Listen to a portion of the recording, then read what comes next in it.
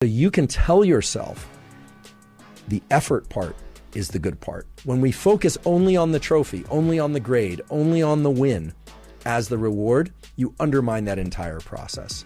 This is something I think about almost every day.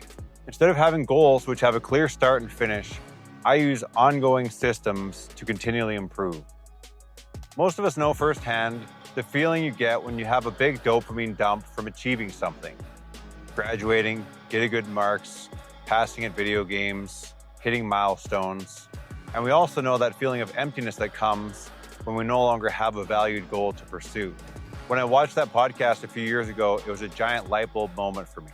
I began to take pride in my effort rather than simply looking at my results. I like playing chess, and once I started to focus on my effort, my rating went from 1569 to 1744. That's top 1%. In my profession, online poker, many of my peers simply don't have any systems in place for improvement. Some of them I'll play, and they're still making the same errors in the same situations months and even years later, even though it would only take probably an hour to notice the things I'm doing against them. I applied the same process to hitting in men's baseball and went from not being in the top 20 in the league, usually hitting in the low 300s with maybe one home run, to hitting 550 with 5 home runs and winning the Triple Crown.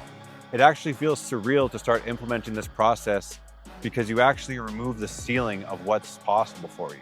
Instead of setting a goal for getting a 1600 rating in chess and then giving myself a big dopamine dump when I achieved it, I simply found more difficult players to play and studied those games to see what I could do to improve them. In baseball, I'd think about how people were getting me out and what could I improve that would remove that limitation.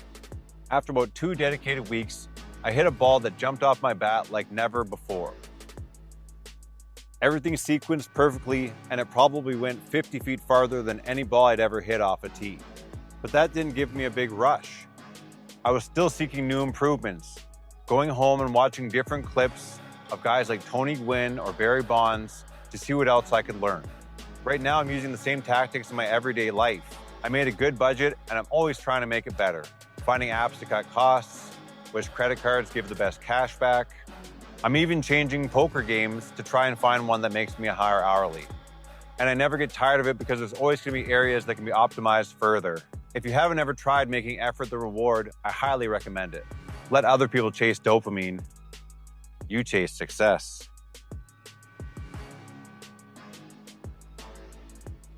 Now tell me if I Jay-Z'd that one. I feel like I got it.